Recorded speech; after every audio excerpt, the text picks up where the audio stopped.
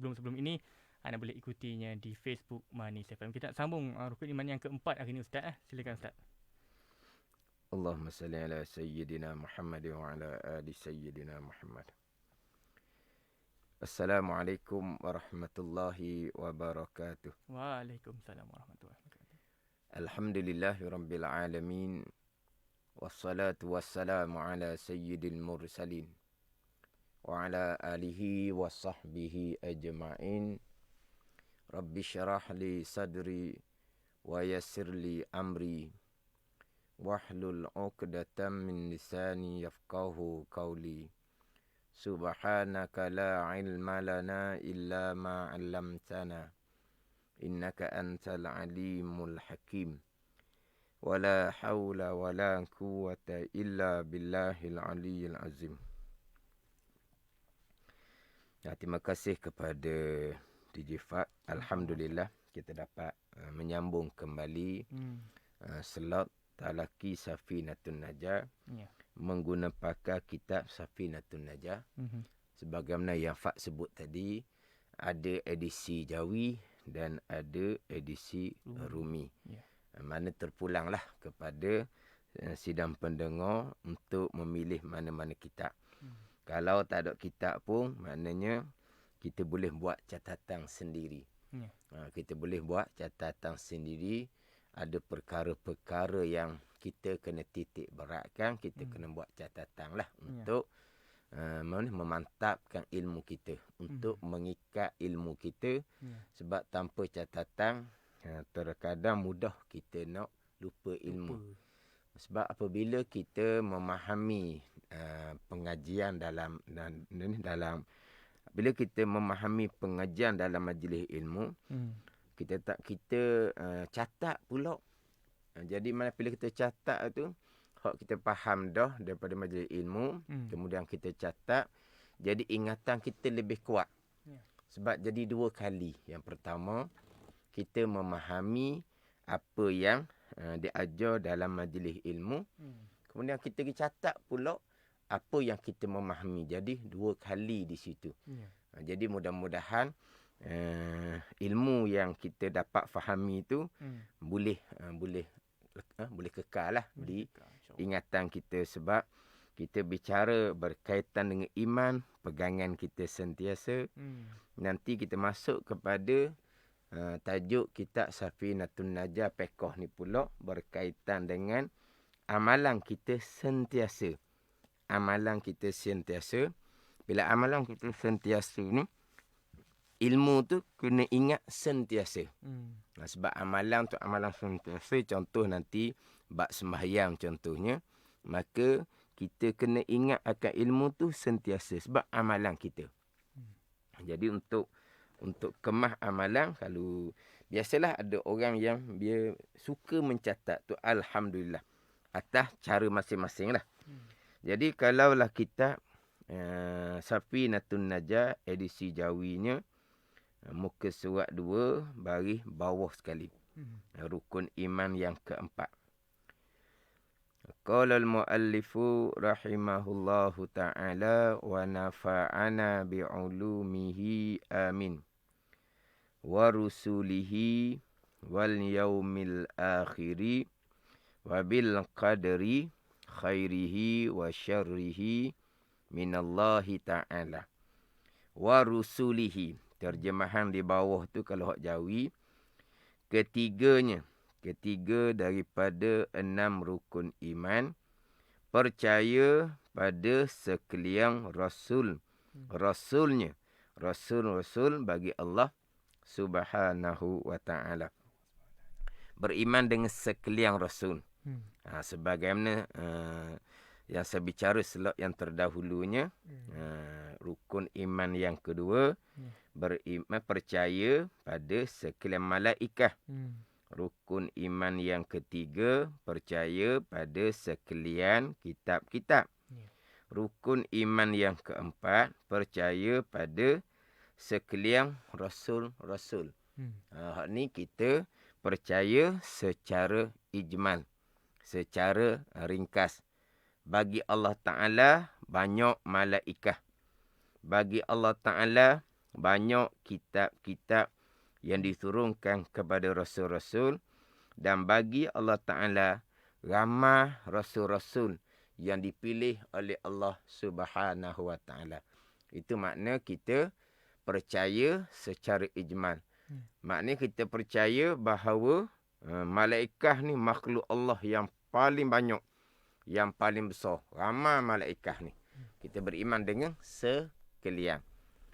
Kitab yang diturunkan oleh Allah kepada rasul-rasul. Banyak kitab yang diturunkan oleh Allah kepada rasul-rasul.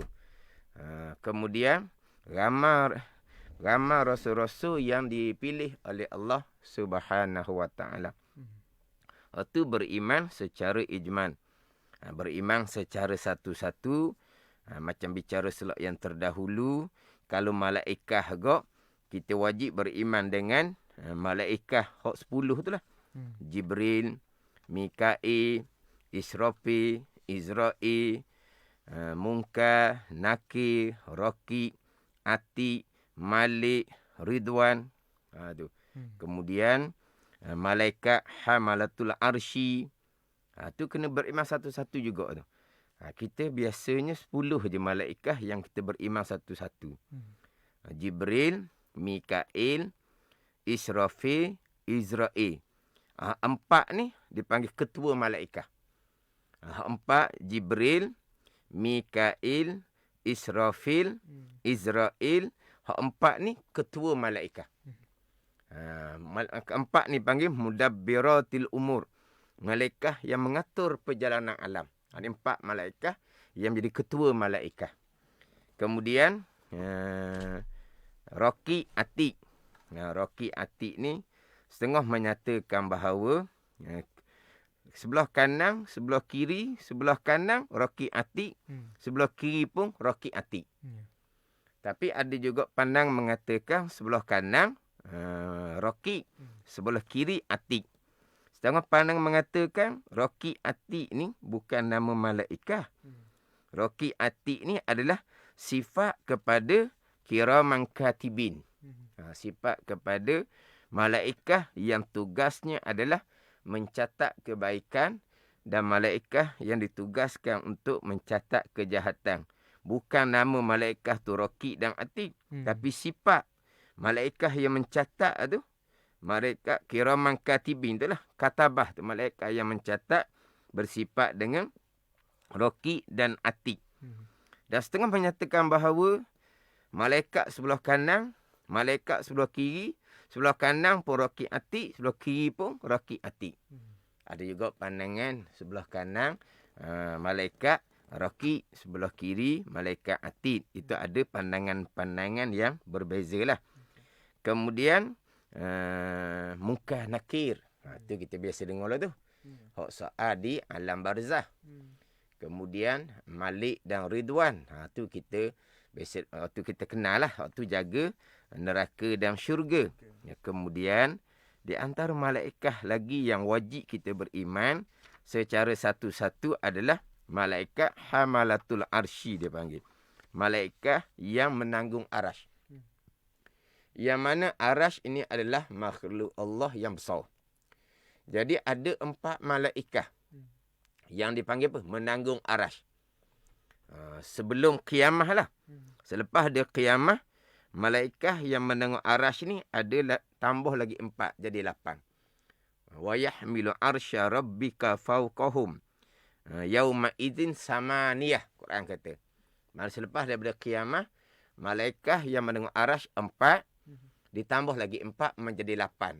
Jadi hak malaikat yang menanggung arash ni pun wajib kita beriman secara satu-satu juga. Secara satu-satu. Termasuk malaikat yang wajib kita beriman secara satu-satunya adalah malaikat hafazah. Tiap-tiap anak Adam dijadikan 2 malaikat hafazah.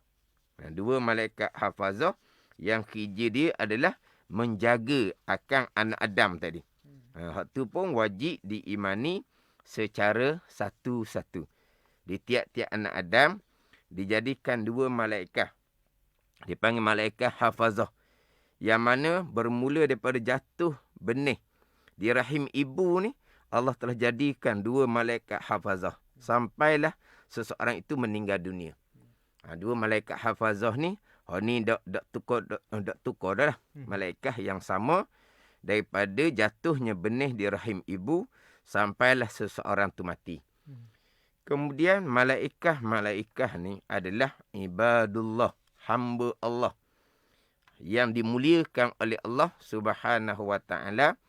Malaikat ni la ya'sunallaha ma amarahum wa yaf'aluna ma yu'marun. Malaikat ni sama sekali tidak derhaka akan Allah, akan barang yang Allah Taala perintah kepada mereka, dan malaikat ini melakukan akan perkara yang diperintah akan mereka. Ini malaikat. Malaikat ni taat semata-mata. Tuhan jadi dah tabi'i dia seumpama tu. Taat semata-mata. Secara matbu' dia, secara jibili, secara semula jadi, Tuhan jadikan malaikat ini taat semata-mata kepada Allah Subhanahu wa ta'ala.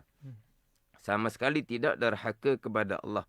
Kemudian, walaupun kita bicara berkaitan dengan tugas-tugas malaikat, menurunkan wahyu, menurunkan hujan, menurunkan rezeki, meniupkan roh kepada kandungan ibu 4 bulan, malaikat yang mencabutkan roh, malaikat yang mencatat kebaikan dan kejahatan, malaikat yang memelihara akan tiap-tiap anak Adam, malaikat yang menyoal dalam alam barzah, malaikat yang jaga syurga dan neraka. Itu hanya cerita zahir sahaja. Tapi pegangan kita, malaikat adalah ibadullah, hamba Allah Subhanahu wa ta'ala.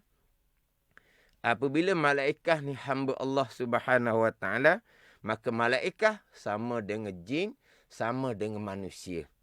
Hamba Allah Subhanahu wa ta'ala yang lemah, yang mana apa yang dilakukan oleh malaikat, pergi pada rukun iman yang ke-6, kesemuanya qada dan qadar Allah Subhanahu wa ta'ala.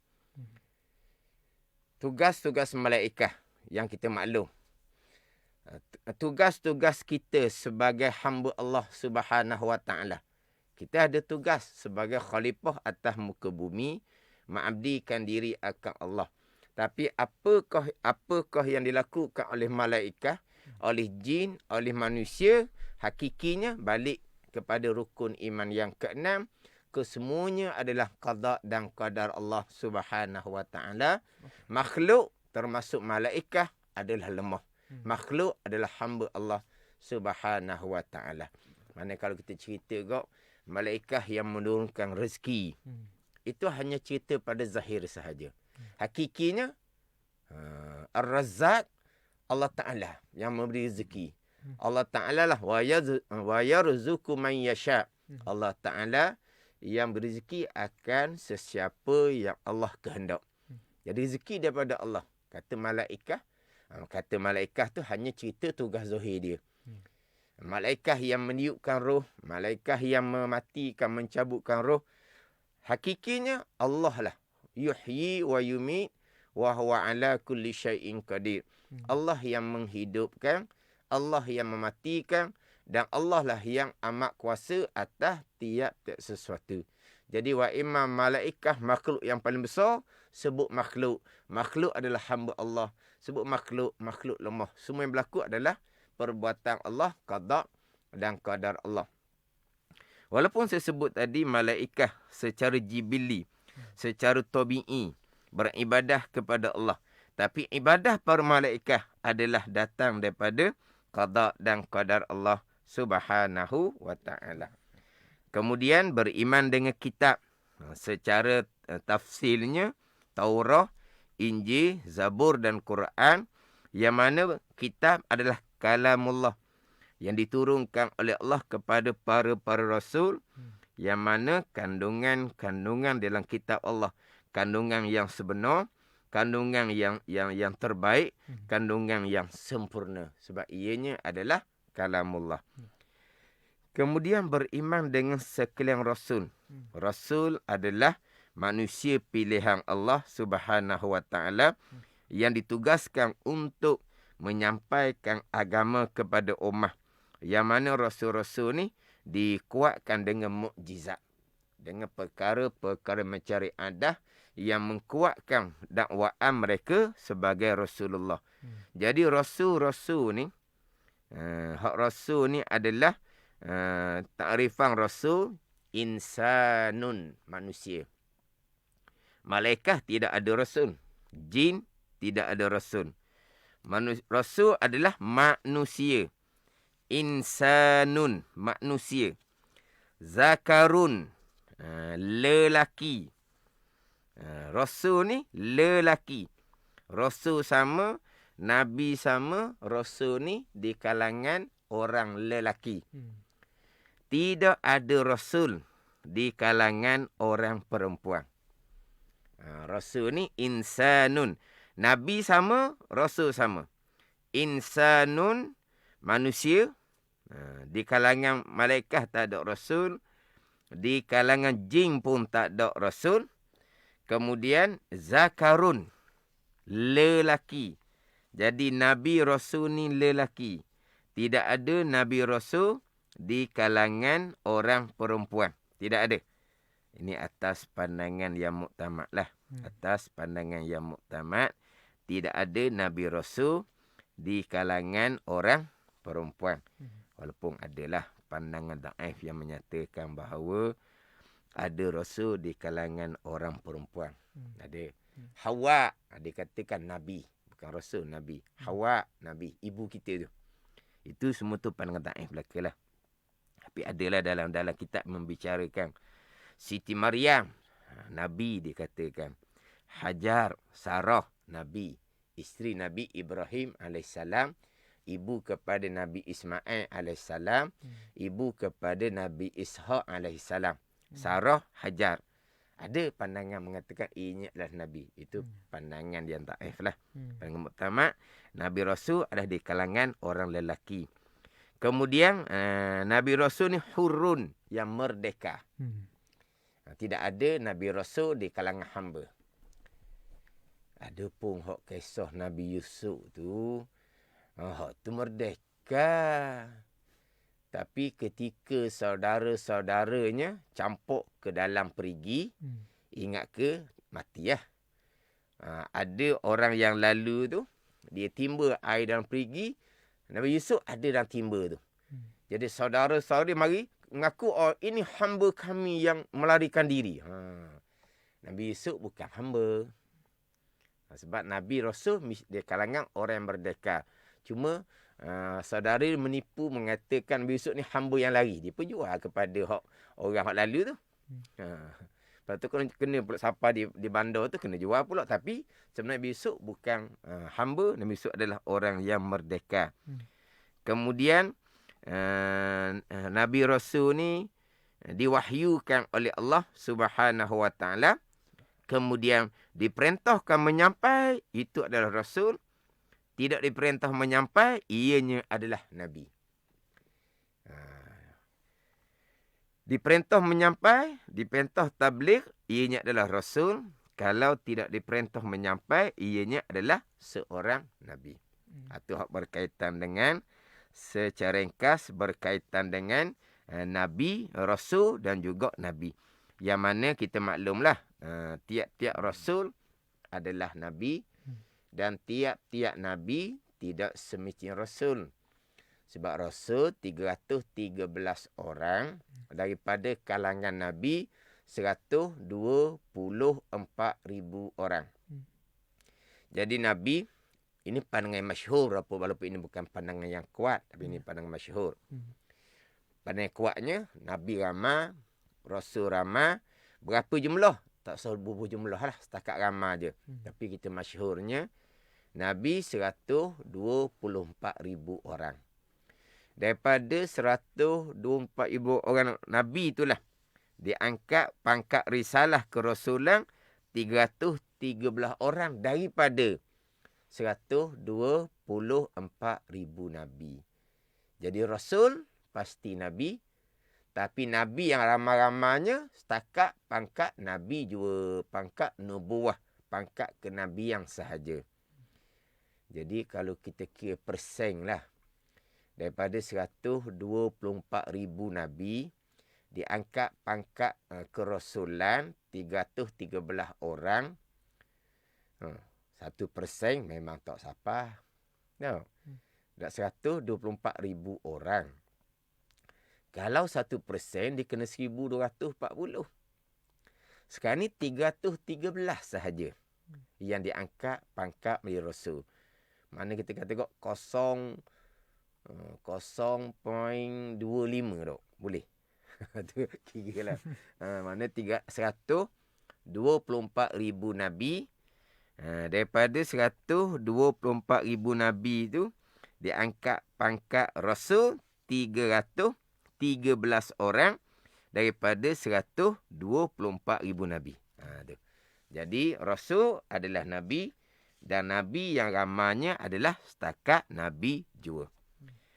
Itu hak rukun iman yang keempat, beriman dengan sekalian rasul. Wal yaumil akhiri. Terjemahan di bawah. Dan kelima daripada 6 rukun iman, percaya pada hari kiamat. Diterjemuh dengan percaya pada hari kiamat. Hak kitab tu kata wal yaumil akhiri. Diterjemuh dengan percaya pada hari kiamat. Dia hari kiamat, hari akhir. Kita ambil hak kitab ni dahulu. Wal yaumil akhiri. Kita terjemuh dengan dan hari kesudahan. Tu. Wal yaumil akhiri, dan percaya pada hari kesudahan. Tapi diterjemuh tu, hak Jawi lah, hak Rumi terjemuh macam mana, wallahu alam lah. Hak Jawi, percaya pada hari kiamat. Dia, kita ni sebut kiamat, ataupun sebut hari akhir, ataupun kita sebut hari akhirah. Kita masyhur dua dah. Hari kiamat satu, hari akhirat. Akhirah. Hari akhirah, hari akhir. Hari akhirah ni hari kesudahan. Hari kiamat, satu nama. Cuma kadang-kadang orang kita ni, dia memahami kiamat adalah tiup sangkakala yang pertama. Itu kiamat. Dan tiup, dia ada 2 kali tiup sangkakala. Tiup sangkakala yang pertama, dihancurkan langit dan bumi. Tiup sangkakala yang kedua, dibangkitkan sekalian. Senggang antara tiup sangkakala yang pertama dengan tiup sangkakala yang kedua, 40 tahun. Jadi tiup sangkakala yang pertama, dihancurkan langit dan bumi. Tiup sangkakala yang kedua, dibangkitkan kembali. Jadi kita memahami kiamat ni hanya semata-mata dihancurkan langit dan bumi. Hari kiamat kita panggil. Dia kalau kita nak pergi kepada makna asal, qiyamah, mana asal. Kita biasa dengar kan, qiyam. Kan rukun sembahyang, niat, takbir, qiyam, Fatihah. Apa dia qiyam? Berdiri. Sifat Allah yang kelima. Dah. Qiyamuhu ta'ala binafsi. Apa makna qiyamuhu? Berdiri Allah Ta'ala dengan sendiri. Jadi qiyam tu makna berdiri. Asal makna qiyamah adalah berdiri dan bangkit daripada kubur dan berdiri di hadapan Allah di padang mahsyar. Itu qiyamah. Mana qiyamah ini tiup sangkakala yang kedua, bangkit berdiri daripada kubur dan akan berhimpun dan berdiri di hadapan Allah Subhanahu wa taala di padang mahsyar. Itu asal makna qiyamah. Jadi qiyamah sama, hari akhirah sama, nama sahaja berbeza. Dia hari Maliki Yaumiddin. Yaumiddin tu hari kiamah juga, hari akhirah juga. Dia ada ratus nama hari kiamah, hari akhirah. Cuma pembicaraan hak rukun iman yang keenam ini, beriman dengan hari akhir, ataupun kita sebut hak masyhurnya hari akhirah, ataupun masyhur kita sebut dengan hari qiyamah. Hari akhirah, hari qiyamah. Jadi bilakah ni pembicaraan hak rukun iman yang kelima ni, beriman dengan hari kiamah ni, bilakah bermulanya pembicaraan yang wajib kita imani daripada rukun iman yang kelima ni? Bilakah bermula? Dia ada berbagai-bagai pandangan lah. Satu pandangan menyatakan bermula dari tiup sangkakala yang kedua. Ada mengatakan bermula dari tiup sangkakala yang pertama. Ada setengah pandangan menyatakan bahawa hari kiamah, hari akhirah yang wajib kita imani, di rukun iman yang kelima adalah bermula daripada hari mati seseorang yang akan menghadapi persoalan barzah. Dimula di situ. Jadi rukun iman yang kelima, wal yaumil akhiri, dan berpercaya, yakni beriman dengan hari akhirah. Hari akhirah, hari kesudahan. Apa makna hari akhirah, hari kesudahan? Berakhirlah, sudahlah hari seseorang apabila mati dia. Jadi di situlah permulaan hak rukun iman yang kelima, beriman dengan hari kesudahan. Bila hari kesudahan? Mati seseorang, sudahlah hari di atas dunia. Bermula alam barzah. Jadi rukun iman yang kelima ni bermula dengan percaya dengan alam barzah.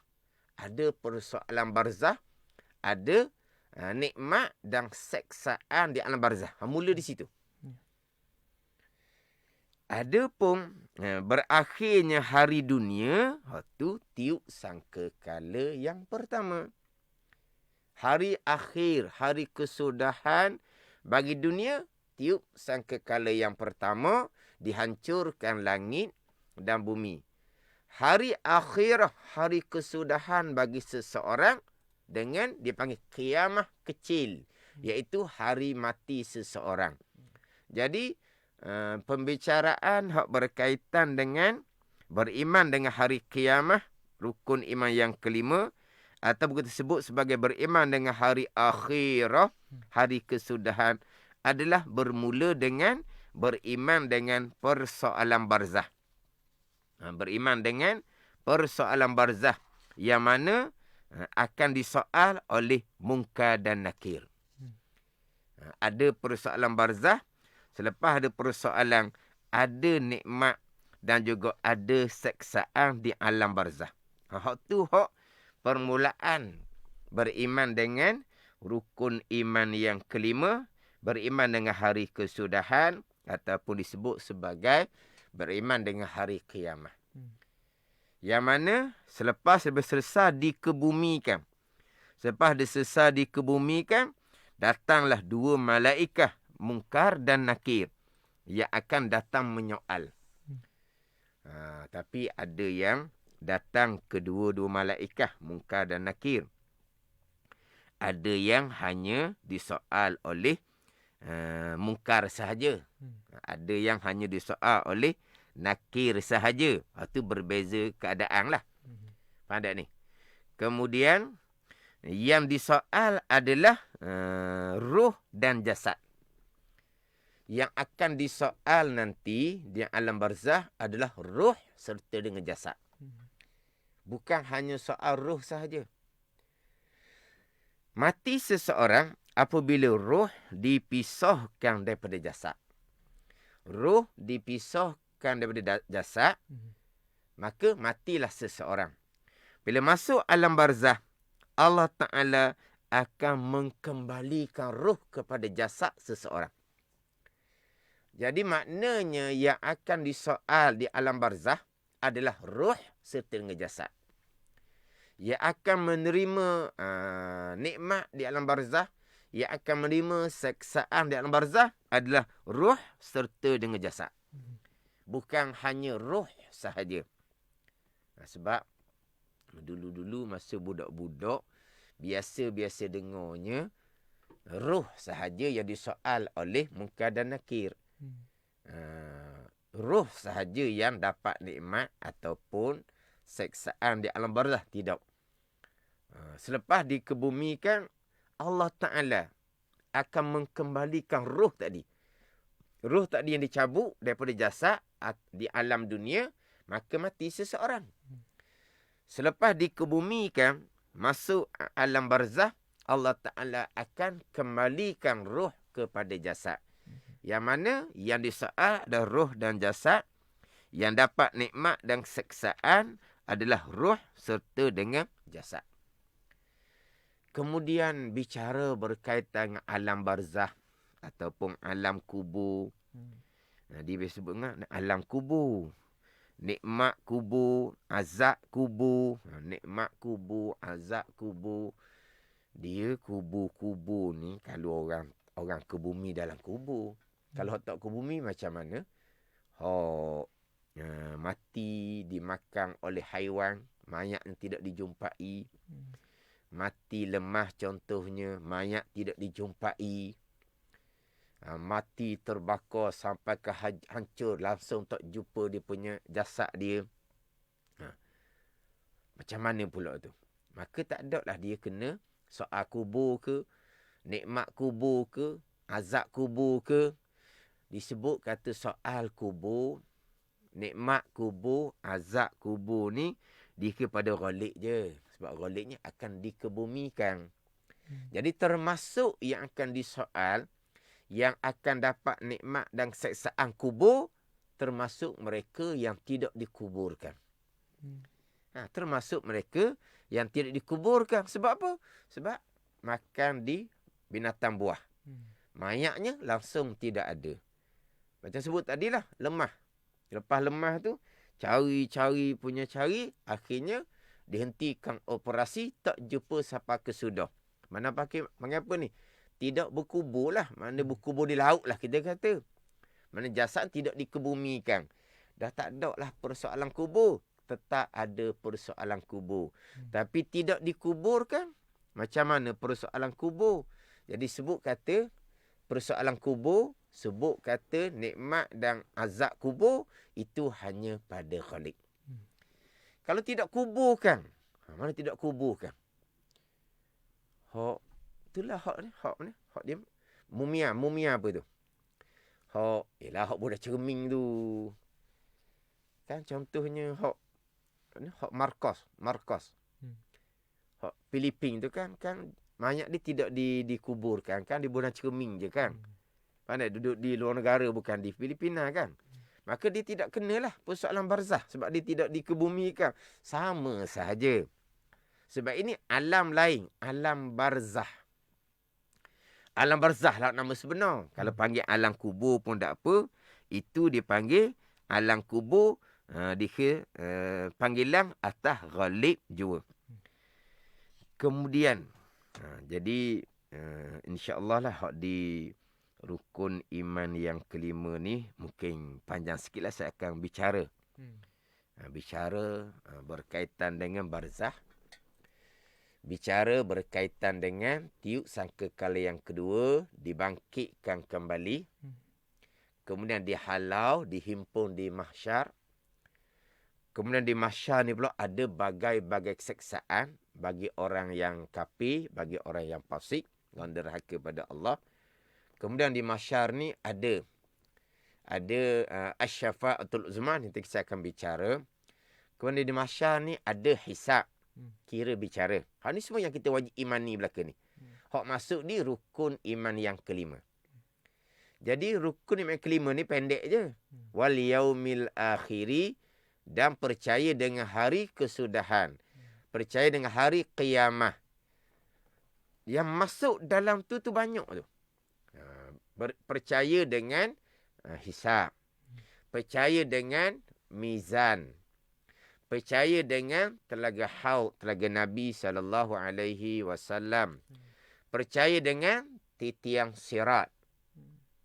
Percaya dengan syurga dan neraka. Ini semua masuk di rukun iman yang kelima.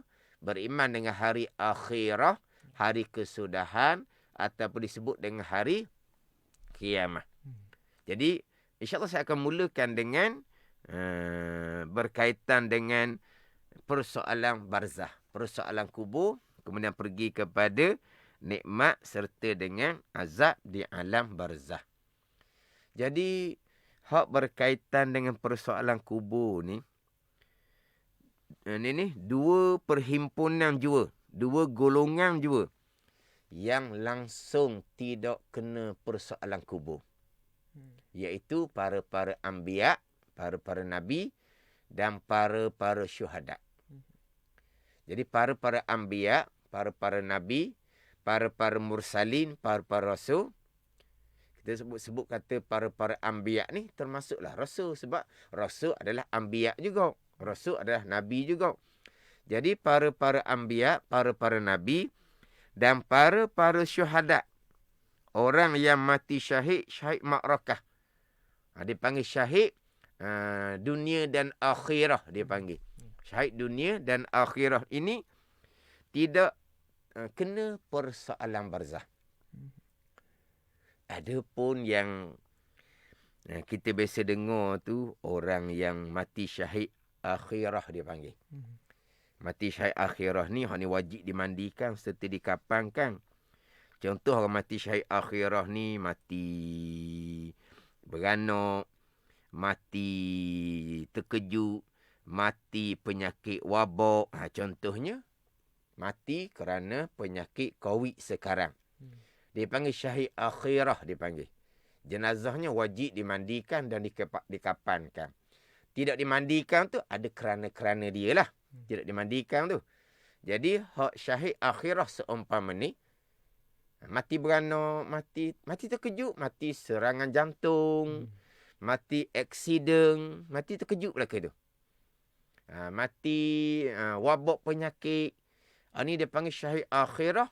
Atas pandangan muktamad, mereka tetap kena persoalan barzah. Tapi persoalan yang ringan. Bila persoalan yang ringan, maka mudahlah luluh dah ringan. Bila mudah luluh persoalan barzah, akan dapat raudatun min diyaril jannah. Alam barzahnya akan menjadi kebun daripada kebun syurga. Sebaliknya mereka yang tak lepas dari persoalan barzah, mereka akan menempuhi hufratun min hufarin nar. Lubang daripada lubang neraka Allah. Yang kita duk minta tu kan.